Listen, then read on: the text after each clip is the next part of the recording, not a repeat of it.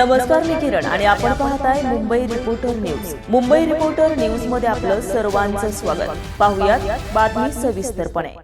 खोटे आश्वासने दिल्यामुळे गेलेल्या 32 वर्षाच्या उपजीविकेसाठी नुकसान भरपाई मिळावी.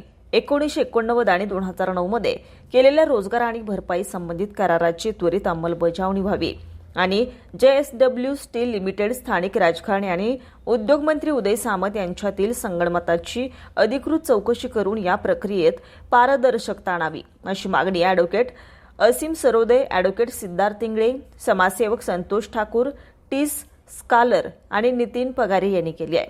मागणी मान्य न झाल्यास रायगड जिल्ह्यातील मुरुड तालुक्यातील चेहेर, मिठेखार, वाघुळवाडी, नवीन चेहेर, साळाव, निळी या 6 गावातील 5,000हून अधिक शेतकऱ्यांनी आगामी महाराष्ट्र विधानसभा निवडणुकांमध्ये महायुतीच्या उमेदवारांवर बहिष्कार टाकणार आहेत.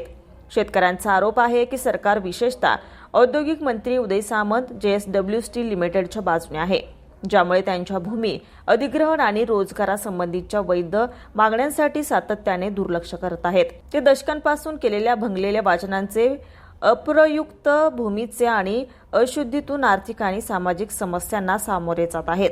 आंदोलन 1989 पासूनच सुरू झाले तेव्हा महाराष्ट्र सरकारने SICOMच्या माध्यमातून चेहेर, मिठेखार, सालव, निळी, वाघुळवाडी आणि नवीन चेहेरच्या मागास भागातील 530 एकर शेतजमीन औद्योगिक विकासासाठी अधिग्रहित केली.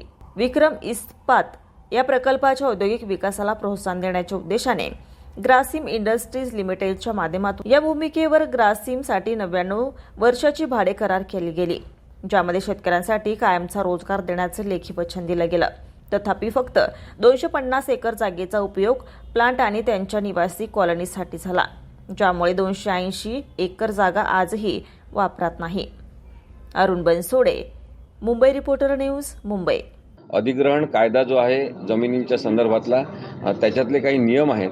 त्यानुसार विशिष्ट कालावधीमध्ये अधिग्रहण केल्यानंतर जमिनीचा वापर जर त्या कारणासाठी झाला नसेल तर त्या जमिनी ज्यांच्या आहेत ते परत मागू शकतात. याच्यामध्ये महत्त्वाचं आहे की जवळपास 280 एकर जमीन अजूनही पडीक असताना, वापरातच आलेली नसताना आणखी 495 एकर जमीन त्यांनी अधिग्रहण केलेली आहे.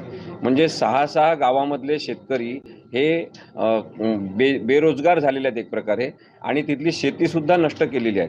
त्यामुळे कृषी उत्पादन एकीकडे नष्ट करायचं, शेतकऱ्यांची सगळी रोजगाराची क्षमता नष्ट करून टाकायची आणि ती जमीन वापरली नाही म्हणून परत द्या असं जर JSW कंपनीकडे म्हटलं तर ते परत द्यायला सुद्धा तयार नाहीत. या संदर्भात उद्योगमंत्र्यांकडे, मुख्यमंत्र्यांकडे गावातल्या लोकांनी सातत्याने निवेदनं दिलेली आहेत. जिल्हाधिकाऱ्यांनी सुद्धा याबद्दल एक सदस्यीय समिती म्हणून कामकाज पाहिलेलं आहे आणि सगळ्या गोष्टींची नोंद करून घेतलेली आहे.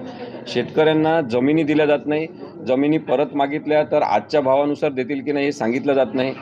शेतकऱ्यांना त्यांच्या जमिनी घेतल्या म्हणून तिथल्या परिवारातल्या लोकांना रोजगार मिळणार असं सांगितलं गेलं होतं, त्या लेखी कॉन्ट्रॅक्टमध्ये आहे. तशा पद्धतीने कोणतेही रोजगार दिलेले नाहीत.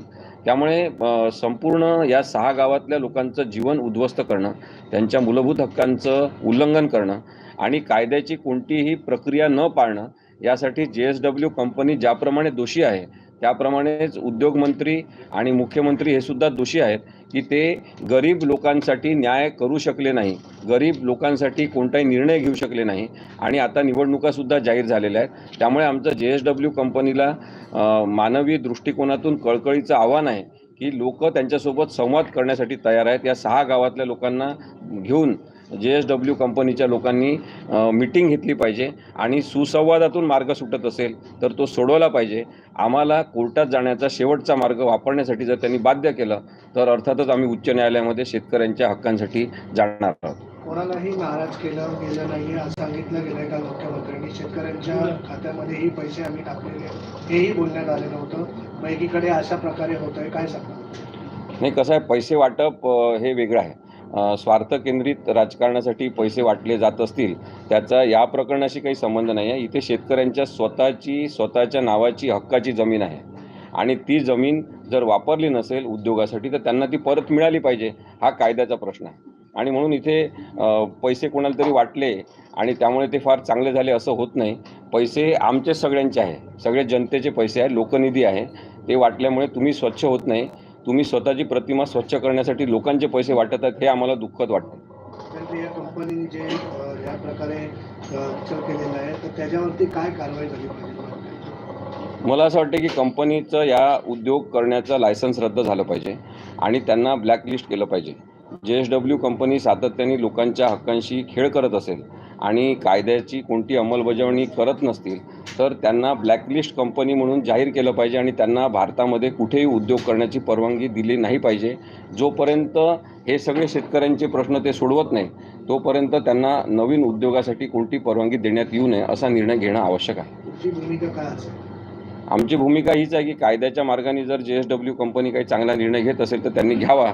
लोक त्यांच्या निर्णयाशी सहमत असतील तर ते होकारसुद्धा द्यायला तयार आहेत.